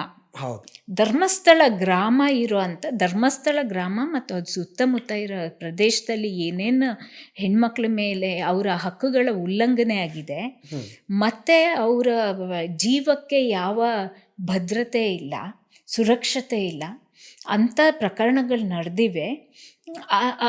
ಆ ಗ್ರಾಮ ಮತ್ತು ಆ ಗ್ರಾಮ ಇರುವಂಥ ಒಂದು ಬೆಳ್ತಂಗಡಿ ತಾಲೂಕು. ಸೊ ಆ ಬೆಳ್ತಂಗಡಿ ತಾಲೂಕಿನಲ್ಲಿ ನಾವು 16ನೇ ತಾರೀಕು ಒಂದು ಮಹಿಳಾ ನ್ಯಾಯ ಸಮಾವೇಶ ಅಂತ ಮಾಡ್ತಾಯಿದ್ದೀವಿ. ನಾವು ಮಹಿಳೆಯರಿಗೆ ನ್ಯಾಯ ಸಿಗಬೇಕು ಅಂತ ಹೇಳಿ. ಅದು ಡಿಸೆಂಬರ್ 16ಕ್ಕೆ ಯಾಕೆ ಮಾಡ್ತಿದ್ದೀವಿ ಅಂದರೆ, 13 ವರ್ಷದ ಹಿಂದೆ ದೆಹಲಿಯಲ್ಲಿ ಅತ್ಯಂತ ಕ್ರೂರವಾದ ಬರ್ಬರವಾದ ನಿರ್ಭಯ ಪ್ರಕರಣ ನಡೀತು. ಸೊ ನಿರ್ಭಯ ಪ್ರಕರಣ ಆದಾಗ ಆ ಹುಡುಗಿ, ಅವಳಿಗೆ ಅಷ್ಟೆಲ್ಲ ತೊಂದರೆ ಆದಾಗಲೂ ಕೂಡ ಅಮಾನವೀಯವಾದ ಘಟನೆ ನಡೆದಾಗಲೂ ಕೂಡ ಅವಳು ನಾನು ಇನ್ನೂ ಬದುಕಬೇಕು ಅನ್ನೋ ಒಂದು ಛಲ ಇಟ್ಕೊಂಡಿದ್ಲು. ಹೌದು. ಆ ಛಲ ನಮಗೆಲ್ಲರಿಗೂ ಇವತ್ತು ಹೋರಾಟದ ಛಲವನ್ನು ಕೊಟ್ಟಿದೆ ಮತ್ತು ನಮ್ಮ ಕಿಚ್ಚನ್ನು ಎಚ್ಚರಗೊಳಿಸಿದೆ. ಹಾಗಾಗಿ ನಮಗೆ ಸ್ಫೂರ್ತಿ ಕೊಟ್ಟಂಥ ಒಂದು ಇದು ಅಂತ ಹೇಳ್ಬೋದು ಅದು. ಹಾಗಾಗಿ ಆ ದಿನ ನಾವು ಡಿಸೆಂಬರ್ 16ಕ್ಕೆ ನಾವು ಇಟ್ಕೊಂಡಿದ್ದೀವಿ. ಮತ್ತು ಅದು ಇಡೀ ದೇಶಾದ್ಯಂತ ಒಂದು ಸ್ಪಾಂಟೇನಿಯಸ್ ಆಗಿ ತನ್ನಿಂದ ತಾನೇ ಒಂದು ದೊಡ್ಡ ಮಟ್ಟದಲ್ಲಿ ಬೃಹತ್ ಮಟ್ಟದಲ್ಲಿ ಪ್ರತಿಭಟನೆಯನ್ನು ಹುಟ್ಟುಹಾಕ್ತು ನಿರ್ಭಯ ಪ್ರಕರಣ. ಅದಾದಮೇಲೆ ವರ್ಮಾ ಕಮಿಟಿ ಒಂದೇ ತಿಂಗಳಲ್ಲಿ ರಚನೆಯಾಗಿ ಅದು ಒಂದೇ ತಿಂಗಳಲ್ಲಿ ಅದ್ರ ವರದಿನೂ ಕೊಟ್ಬಿಡ್ತು. ಬಹುಶಃ ಅದು ಮೊಟ್ಟ ಮೊದಲನೇ ಬಾರಿಗೆ ಅಂತ ಅನ್ಸುತ್ತೆ, ಅಷ್ಟು ಬೇಗ. ಮತ್ತು ತುಂಬ ಚೆನ್ನಾಗಿರೋ ವರದಿ ಕೊಡ್ತು. ಅಷ್ಟು ಚೆನ್ನಾಗಿರೋ ವರದಿ ಬಹುಶಃ ಅದನ್ನು ಪೂರ್ಣವಾಗಿ ಜಾರಿ ಮಾಡಿದ್ರೆ ನಮ್ಮ ದೇಶದ ಹೆಣ್ಮಕ್ಳು ಬಹಳ ಚೆನ್ನಾಗಿ ಬದುಕ್ಬೋದು ಅಂತ ನಾವು ಅಂದ್ಕೊಂಡಿದ್ದೀವಿ. ಅದಾದಮೇಲೆ ಇಮಿಡಿಯೇಟಾಗಿ ಪೋಕ್ಸೋ ಕಾಯ್ದೆ ಜಾರಿಯಾಯಿತು. ಹಾಗೆಯೇ ಕ್ರಿಮಿನಲ್ ಲಾ ಅಮೆಂಡ್ಮೆಂಟ್ 2013 ಜಾರಿಯಾಯಿತು. ಅದ್ರ ಮೂಲಕ ಸಾಕಷ್ಟು ಬದಲಾವಣೆಗಳಾಯಿತು. ಈ ಲೈಂಗಿಕ ಕಿರುಕುಳ ಅನ್ನೋದ್ರ ಬಗ್ಗೆ ಬಹಳಷ್ಟು ಬದಲಾವಣೆಗಳಾಯಿತು, ಅದ್ರ ವ್ಯಾಪ್ತಿ ವಿಸ್ತಾರವಾಯಿತು. ಇದರಿಂದಾಗಿ ನಾವು ಡಿಸೆಂಬರ್ 16ಕ್ಕೆ ಅದನ್ನು ನೆನಪಿಸ್ಕೊಳ್ಳೋಕ್ಕೋಸ್ಕರ ನಾವು ಡಿಸೆಂಬರ್ 16ಕ್ಕೆ ಈ ಕಾರ್ಯಕ್ರಮವನ್ನು ಇಟ್ಕೊಂಡಿದ್ದೀವಿ. ಮತ್ತು ಇಲ್ಲಿ ಆಗಿರುವಂಥ ಹೆಣ್ಮಕ್ಳ ಮೇಲೆ ಅತ್ಯಾಚಾರ, ಕೊಲೆ, ಈ ಅಸಹಜ ಸಾವುಗಳು ಇವನ್ನೆಲ್ಲ ನಾವು ಮತ್ತೊಮ್ಮೆ ಅದ್ರ ವಿರುದ್ಧ ಹೋರಾಟ ಮಾಡೋಕ್ಕೆ, ಮತ್ತು ಇಲ್ಲಿ ಏನು SIT ರಚನೆ ಆಗಿದೆ ಆ SITಗೆ ಹಲವಾರು ನಮ್ಮ ಪ್ರಶ್ನೆಗಳನ್ನ ಕೇಳೋಕ್ಕಿದೆ. ಆಮೇಲೆ ಅದಕ್ಕೆ ಮಾತ್ರ ಅಲ್ಲ, ಸರ್ಕಾರಕ್ಕೂ ಕೂಡ ನಾವು ಹಲವಾರು ಪ್ರಶ್ನೆಗಳನ್ನ ಕೇಳೋಕ್ಕಿದೆ.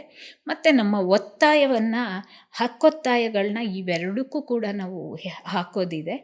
ಹಾಗಾಗಿ ನಾವು ಬೆಳ್ತಂಗಡಿಲೇ ಈ ಕಾರ್ಯಕ್ರಮವನ್ನು ಇಟ್ಕೊಂಡಿದ್ದೀವಿ. ಇದು ರಾಜ್ಯ ಮಟ್ಟದ ಕಾರ್ಯಕ್ರಮ. ಆಮೇಲೆ ಸುಮಾರು 1 ಕಿಲೋಮೀಟರ್ ಅಷ್ಟು ನಾವು ಒಂದು ಮಹಿಳಾ ರ್ಯಾಲಿಯನ್ನು ಇಟ್ಕೊಂಡಿದ್ದೀವಿ, ಮೆರವಣಿಗೆ, ಅದನ್ನು ಜಾಥಾ ಅನ್ಬೋದು. ಆಮೇಲೆ ಇದಕ್ಕೆ ಇಡೀ ರಾಜ್ಯದಿಂದ 1000 ಜನ ಅಂತ ಪರ್ಮಿಷನ್ ತೊಗೊಂಡಿದ್ದೀವಿ. ಇವಾಗ ಒಳ್ಳೆ ಸ್ಪಂದನೆ ಇದೆ, ಎಲ್ಲ ಕಡೆಯಿಂದನೂ ಹೆಣ್ಮಕ್ಳು ಬರ್ತಾ ಇದ್ದಾರೆ. ನೋಡ್ಬೇಕು. ಅಂದರೆ ಹೊರ ರಾಜ್ಯದಿಂದ ಯಾರಾದರೂ ಗೆಸ್ಟ್ಗಳ ಥರ ಅಥವಾ? ಇಲ್ಲ, ಇದು ಹೊರ ರಾಜ್ಯದಿಂದ ಏನೂ ಕರೆಸೋದಿಲ್ಲ. ಆಮೇಲೆ ನಮ್ಮ ರಾಜ್ಯದವರೇ ಇರ್ತಾರೆ. ಆಮೇಲೆ ಅಲ್ಲಿ ಸ್ಥಳೀಯವಾಗಿ ಇರ್ತಾರೆ. ನಾವು ಹೆಚ್ಚು ಸ್ಥಳೀಯವಾಗಿರೋರ ಮೇಲೆ ಹೆಚ್ಚು ನಾವು ಇದು ಮಾಡ್ತಾಯಿದ್ದೀವಿ. ಮತ್ತು ನಮ್ಮ ಆಂದೋಲನದಲ್ಲಿ ಮೊದಲಿಂದನೂ ತೊಡಗಿಸ್ಕೊಂಡಿರೋ ಅಂಥವರು ಅಲ್ಲಿ ಮಾತಾಡ್ತಾರೆ. ಏಕೆಂದರೆ ನಾವು SIT ಈ ಒಂದು ಪ್ರಕ್ರಿಯೆ, ತನಿಖಾ ಪ್ರಕ್ರಿಯೆನ ನಾವು ನೋಡ್ತಾ ಬಂದಿದ್ದೀವಿ. ಹಾಗಾಗಿ ನಮಗೆ ಆ ಲೋಪದೋಷಗಳು ಏನೇನಿವೆ ಅನ್ನೋದು ನಮಗೆ ನಮ್ಮ ಆಂದೋಲನದಲ್ಲಿರೋರಿಗೆ ತಪ್ಪಲಿಕ್ಕೆ ಬಹುಶಃ ಏನು ಕಾರಣ ಅನಿಸುತ್ತೆ? ಅದ್ರ ಮೇಲೆ ಬಹಳಷ್ಟು ಒತ್ತಡಗಳಿವೆ. ಅವುಗಳ SIT ಮೇಲೆ, SIT ಅಧಿಕಾರಿಗಳ ಮೇಲೆ, ಮೊದಲಾಗಿ SIT ರಚನೆಯಲ್ಲಿನೇ ದೊಡ್ಡ ತಪ್ಪಿದೆ ಅಂತ, ಪ್ರಮಾದ ಆಗಿದೆ ಅಂತ ನಾವು ಅಂದ್ಕೊಳ್ತೀವಿ. ಯಾಕೆಂದರೆ SIT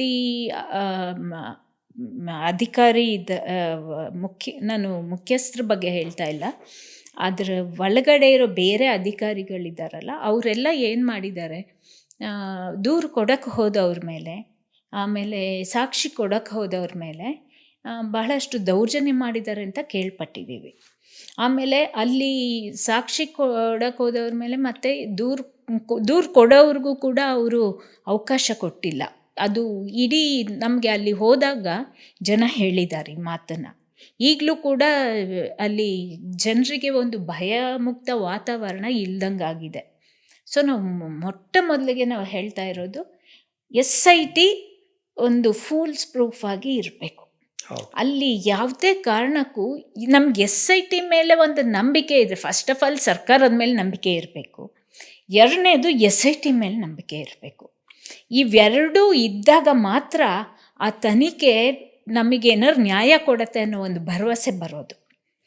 ಸೊ ನಮಗೆ ಇವತ್ತು ನಾವು ಕೇಳ್ತಾ ಇರೋದು, ಮುಖ್ಯಮಂತ್ರಿಗಳು ಅವರಿಗೆ ನಿಜವಾದ ಆಶಯ ಇರಬಹುದು ನ್ಯಾಯ ಕೊಡಬೇಕು ಅಂತ, ಆದರೆ ಮುಖ್ಯಮಂತ್ರಿಗಳು ಬಿಟ್ಟು ಬೇರೆ ಅವರ ಸುತ್ತಮುತ್ತ ಇರೋ ಅಂಥವ್ರಿಗೆ ಆ ಆಶಯ ಕಾಣ್ತಾ ಇಲ್ಲ. ಖಂಡಿತವಾಗ್ಲೂ ಅದನ್ನು ನಾವು ಘಂಟಾಘೋಷವಾಗಿ ಹೇಳ್ಬೋದು, ಯಾಕೆಂದರೆ ಅವ್ರು ಮಾತಾಡಿರೋದೆಲ್ಲ ನಾವು ನೋಡಿದ್ದೀವಿ. ಹಾಗಾಗಿ ನಾವು ಇವತ್ತು ಒಂದು ಮುಖ್ಯವಾಗಿ ನಾವು ಹೇಳಬೇಕಾಗತ್ತೆ, ಇವತ್ತು ನೀವು ಯಾವುದೇ ಗ್ಯಾರಂಟಿಗಳು ಕೊಡಿ, ನಿಮ್ಮದು 2,000 ರೂಪಾಯಿ ಗೃಹಲಕ್ಷ್ಮಿ ಇರ್ಬೋದು. ನಮ್ಮ ಮಹಿಳಾ ಮತ್ತು ಮಕ್ಕಳ ಇಲಾಖೆ ಸಚಿವೆ ಅವರು ಯಾವ ಥರ ಮಾತಾಡಿದ್ದಾರೆ, ಅವರು ಕೂಡ ಇದೇ ಷಡ್ಯಂತ್ರದ ಮಾತುಗಳನ್ನೇ ಆಡಿ ಅದೇ ಭಾಗವಾಗಿದ್ದಾರೆ ಲಕ್ಷ್ಮೀ ಹೆಬ್ಬಾಳ್ಕರ್. ಹಾಂ, ಹಾಗಾಗಿ ಅವರಿಗೆ ಒಂದು ಜವಾಬ್ದಾರಿ ಇರಬೇಕಿತ್ತು. ಅವರು ಹೆಣ್ಮಕ್ಳ ಪರವಾಗಿ ನಿಲ್ಲಬೇಕಿತ್ತು. ನೊಂದವ್ರ ಪರವಾಗಿ ಅವ್ರು ನಿಂತ್ಕೊಂಡು ಒಂದು ಸಲನಾದರೂ ಆ ನೊಂದವ್ರ ಮನೆಗೆ ಹೋಗಿ ಮಾತಾಡಿಸ್ಬೇಕಿತ್ತು. ಇಲ್ಲಿವರೆಗೂ ಅವ್ರು ಆ ಕೆಲಸ ಮಾಡಿಲ್ಲ. ಅವರು ಹಾಂ, ಅವರೆಲ್ಲ ಹಾಗೆ ಮಾತಾಡೋದು ನೋಡಿದ್ರೆ ಯಾರ ವಿರುದ್ಧ ಷಡ್ಯಂತ್ರ ಮಾಡ್ತಿದ್ದಾರೆ ಅಂತ ನಮಗೆ ಅರ್ಥ ಆಗ್ತಾ ಇದೆ. ಇವಾಗ ಅದು ಜಗಜ್ಜಾಹೀರಾಗಿದೆ. ಬಹುಶಃ ಹೆಣ್ಮಕ್ಳ ವಿರುದ್ಧ ಇವರೆಲ್ಲ ಸೇರ್ಕೊಂಡು ಷಡ್ಯಂತ್ರ ಮಾಡ್ತಾ ಇದ್ದಾರೆ ಅಂತ ಕಾಣ್ತಾ ಇದೆ. ಈ ಷಡ್ಯಂತ್ರದ ವಿರುದ್ಧ ನಾವೆಲ್ಲ ನಿಂತಿದ್ದೀವಿ ಇವತ್ತು. ಹಾಗಾಗಿ ನಾವಿಲ್ಲಿ ಹೇಳ್ತಾ ಇರೋದು, ಇವರು ಏನೇ ಗೃಹಲಕ್ಷ್ಮಿ ಯೋಜನೆ ಕೊಡಲಿ, ಇದು ಶಕ್ತಿ ಯೋಜನೆ ಕೊಡಲಿ, ಅಥವಾ ಇನ್ನೆಂಥದೇ ಯೋಜನೆ ಕೊಡಲಿ, ನಾವು ಹೆಣ್ಮಕ್ಳಿಗೆ ಇವರು ಯಾವುದೇ ಗ್ಯಾರಂಟಿಗಳು ಕೊಡಲಿ, ಬದುಕುವ ಗ್ಯಾರಂಟಿ ಕೊಡದೆ ಹೋದರೆ ಇವೆಲ್ಲವೂ ವ್ಯರ್ಥ. ಬದುಕುವ ಗ್ಯಾರಂಟಿ ಕೊಡಬೇಕು, ಘನತೆಯಿಂದ ಬದುಕುವ ಹಕ್ಕಿನ ಗ್ಯಾರಂಟಿ ಕೊಡಬೇಕು, ಸಾಂವಿಧಾನಿಕ ಹಕ್ಕುಗಳೇನಿದ್ದಾವೆ ಅದರ ಗ್ಯಾರಂಟಿ ಕೊಡಬೇಕು, ನ್ಯಾಯದ ಗ್ಯಾರಂಟಿ ಕೊಡಬೇಕು. ನ್ಯಾಯದ ಗ್ಯಾರಂಟಿ ಕೊಡಲಿಲ್ಲ ಅಂದರೆ ಯಾವುದೇ ಸರ್ಕಾರವೂ ಕೂಡ ಉಳಿಯೋದಿಲ್ಲ. ಅದು ಯಾವುದೇ ಸರ್ಕಾರ ಆಗಿರ್ಬೋದು, ಹೆಣ್ಮಕ್ಳಿಗಾಗಲಿ ಅಥವಾ ಜನಸಾಮಾನ್ಯರಿಗಾಗಲಿ ನ್ಯಾಯದ ಗ್ಯಾರಂಟಿ ಕೊಡಲಿಲ್ಲ ಅಂದರೆ, ಮತ್ತು ಇವತ್ತು ಸಂವಿಧಾನದ ಹೆಸರು ಹೇಳಿಕೊಂಡು ರಾಹುಲ್ ಗಾಂಧಿ ಅವರು ಮಾತಾಡ್ತಾರೆ, ಪ್ರಿಯಾಂಕಾ ಗಾಂಧಿ ಅವರು ಭಾಷಣ ಮಾಡ್ತಾರೆ, ಅವರು ಅಲ್ಲಿ ಇದರಲ್ಲಿ ಪಾರ್ಲಿಮೆಂಟಲ್ಲಿ ಚಪ್ಪಾಳೆ ತಟ್ಟಿಸ್ಕೊಳ್ತಾರೆ. ಇಲ್ಲಿ ನೋಡಿದ್ರೆ BJP ಅವರು BJPನವ್ರು ಕಾರ್ ರ್ಯಾಲಿ ಮಾಡ್ತಾರೆ ಹೆಣ್ಮಕ್ಳ ವಿರುದ್ಧ, ಕಾಂಗ್ರೆಸ್ನವರು ಕಾರ್ ರ್ಯಾಲಿ ಮಾಡ್ತಾರೆ. ನಾವು ಯಾರನ್ನ ನಂಬಬೇಕು ಅನ್ನೋದು ನಮಗಿಲ್ಲಿ ದೊಡ್ಡ ಪ್ರಶ್ನೆ ಆಗಿದೆ. ಗೊತ್ತಿಲ್ಲ ನಮಗೆ. ಕಾರ್ ರ್ಯಾಲಿ ಏನಾದರೂ ನಮ್ಮ ಹೆಣ್ಮಕ್ಳ ಪರವಾಗಿ ಮಾಡಿದಿದ್ರೆ, ಅಥವಾ ಅಲ್ಲಿ ನೊಂದವರ ಪರವಾಗಿ ಮಾಡಿ, ಸಂತ್ರಸ್ತರ ಪರವಾಗಿ ಮಾಡಿ, ಅವ್ರ ಮನೆಗಳಿಗೆ ಹೋಗಿ ಇಲ್ಲ ನಾವಿದ್ದೇವೆ ನಿಮ್ಮ ಜೊತೆ, ನಿಮಗೆ ನಾವು ನ್ಯಾಯ ಕೊಡಿಸ್ತೇವೆ ಅಂತ ಹೇಳಿದಿದ್ರೆ ನಾವು ಇವ್ರನ್ನ ಮೆಚ್ತಾ ಇದ್ವಿ.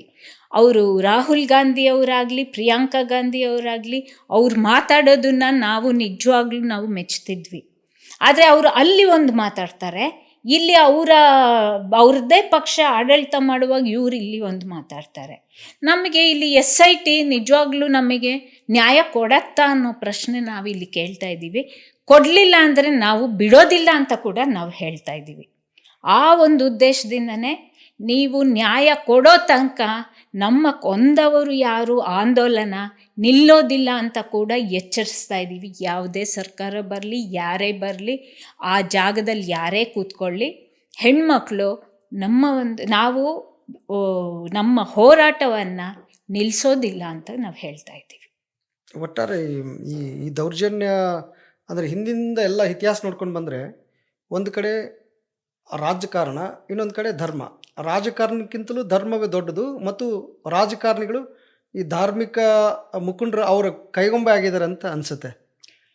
ಅಂದರೆ ಒಟ್ಟಾರೆ ಇದು ಒಂದೇ ಪ್ರಕರಣದ ಬೆಳವಣಿಗೆ ಹೇಳ್ತಾರಲ್ಲ, ಹಿಂದಿನಿಂದ ಎಲ್ಲ ನಮ್ಮ ಇತಿಹಾಸ ನೋಡ್ಕೊಂಡು ಬಂದರೆ ಧರ್ಮ ಅಧ್ಯಾತ್ಮ ಅನ್ನೋದು ಕೂಡ ಒಂದು ನೋಡಿ. ಇಲ್ಲಿ ಏನಂದರೆ, ನಮಗೆ ಸಂವಿಧಾನ ಧರ್ಮವನ್ನು ಆಚರಿಸುವ ಸ್ವಾತಂತ್ರ್ಯ ಕೊಟ್ಟಿದೆ.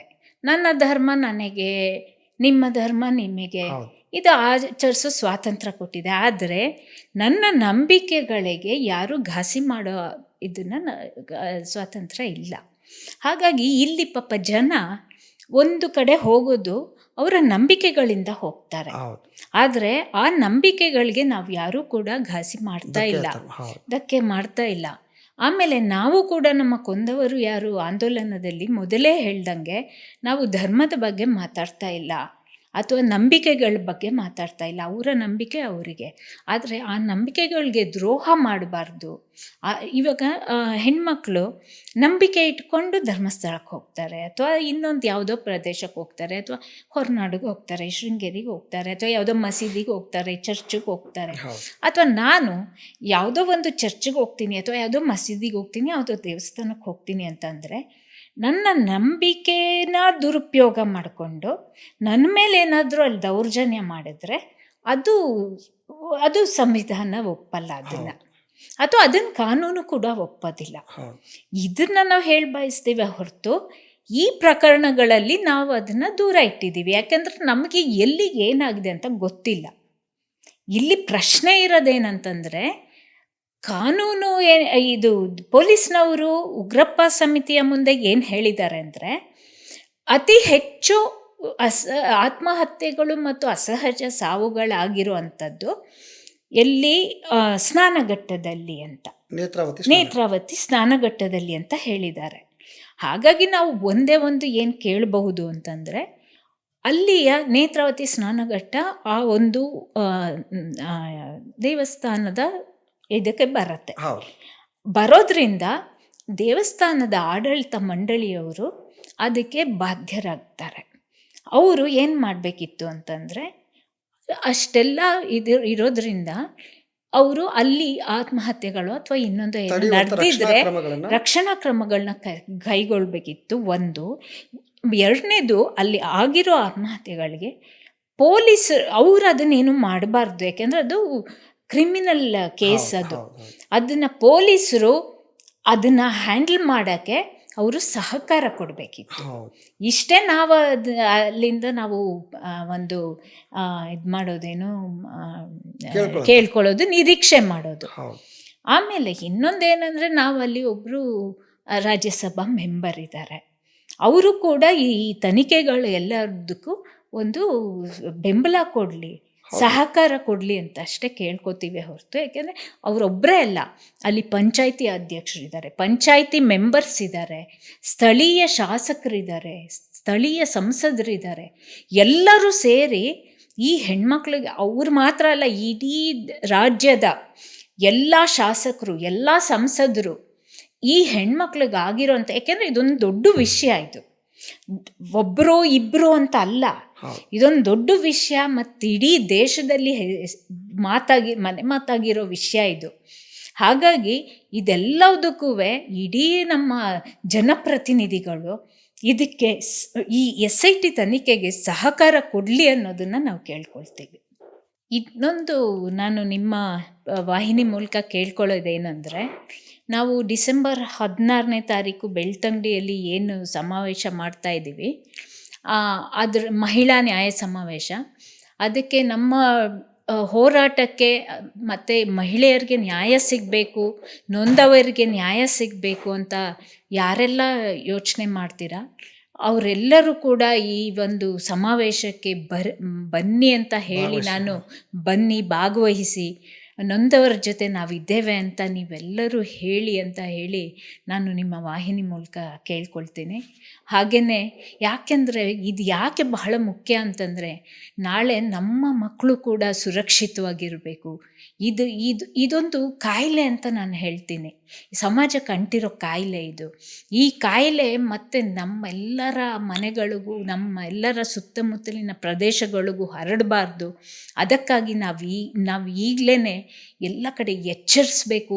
ಇಂಥ ಯಾರು ಹಂತಕರಿದ್ದಾರೆ, ಕೊಲೆಗಡಕರಿದ್ದಾರೆ, ಅತ್ಯಾಚಾರಿಗಳಿದ್ದಾರೆ, ಅಂಥವ್ರಿಗೆ ನಾವೆಲ್ಲರೂ ಸೇರಿ ಒಗ್ಗಟ್ಟಾಗಿ ಒಗ್ಗೂಡಿ ನಾವು ಎಚ್ಚರಿಸಬೇಕು ಅಂತ ಕೇಳ್ಕೊಳ್ತಾ ಇದ್ದೀನಿ. ಹಾಗಾಗಿ ಮಹಿಳೆಯರ ನ್ಯಾಯ ಸಮಾವೇಶಕ್ಕೆ ನೀವೆಲ್ಲರೂ ಬನ್ನಿ ಅಂತ ನಾನು ಪೀಪಲ್ TV ಮೂಲಕ ನಾನು ಕೇಳ್ಕೊಳ್ತಾ ಇದ್ದೀನಿ. ನಮಸ್ಕಾರ. ಧನ್ಯವಾದಗಳು. ಪ್ರಿಯ ವೀಕ್ಷಕರೇ, ಇವತ್ತಿನ ಒಟ್ಟಾರೆ ಮಾತುಕತೆಯ ಸಾರಾಂಶ ಏನಪ್ಪ ಅಂತಂದರೆ, SIT ಏನು ಉದ್ದೇಶ ಇಟ್ಕೊಂಡು ರಚನೆ ಆಗಿತ್ತೋ ಆ ಉದ್ದೇಶಕ್ಕನುಗುಣವಾಗಿ ಅದು ತನಿಖೆಯನ್ನು ಮಾಡ್ತಿಲ್ಲ, ಬುರುಡೆ ಮೂಳೆಗಳನ್ನ ಇಟ್ಕೊಂಡು ಅದ್ರ ಸುತ್ತಮುತ್ತನೇ ತನಿಖೆಗಳನ್ನ ಏನೋ ಒಂದು ತನಿಖೆಯ ಒಂದು ನಾಟಕ ಆಡ್ತಾ ಇದೆ ಅಂತ ಅನಿಸುತ್ತೆ. ಮಹಿಳೆಯರಿಗೇನು ಅಲ್ಲಿಷ್ಟು ಕೊಲೆಗಳು ನಡೆದಿದ್ದಾವೆ, ನೂರಾರು ಸಾವಿರಾರು ಕೊಲೆಗಳಾಗಿರ್ಬೋದೇನೋ ಗೊತ್ತಿಲ್ಲ. ಆ ಕೊಲೆಗಳನ್ನು ಕೊಂದವರು ಯಾರು ಅನ್ನೋದನ್ನು ತನಿಖೆ ಮಾಡ್ತಿಲ್ಲ. ಅದನ್ನು ಮಾಡಬೇಕೆನ್ನೋದು ರಾಜ್ಯದ ಎಲ್ಲ ಜನರ, ಅದರಲ್ಲೂ ಮುಖ್ಯವಾಗಿ ರಾಜ್ಯದ ಎಲ್ಲ ಮಹಿಳೆಯರ ಒಂದು ಹಕ್ಕೊತ್ತಾಯವಾಗಿದೆ. ಈ ಹಿನ್ನೆಲೆಯಲ್ಲಿ ಕೊಂದವರು ಯಾರು ಅನ್ನೋ ಒಂದು ಸಮಾವೇಶ ಬೆಳ್ತಂಗಡಿಯಲ್ಲಿ ನಡೀತಿದೆ. ಅದು ಮಹಿಳೆಯರ ಈ ಬೇಡಿಕೆಗೆ ನ್ಯಾಯ ಸಿಗಲಿ ಅಂತ ಹಾರೈಸ್ತಾ ಇವತ್ತಿನ ಮಾತುಕತೆಯನ್ನು ಮುಗಿಸೋಣ. ನಮಸ್ಕಾರ ಮೇಡಮ್.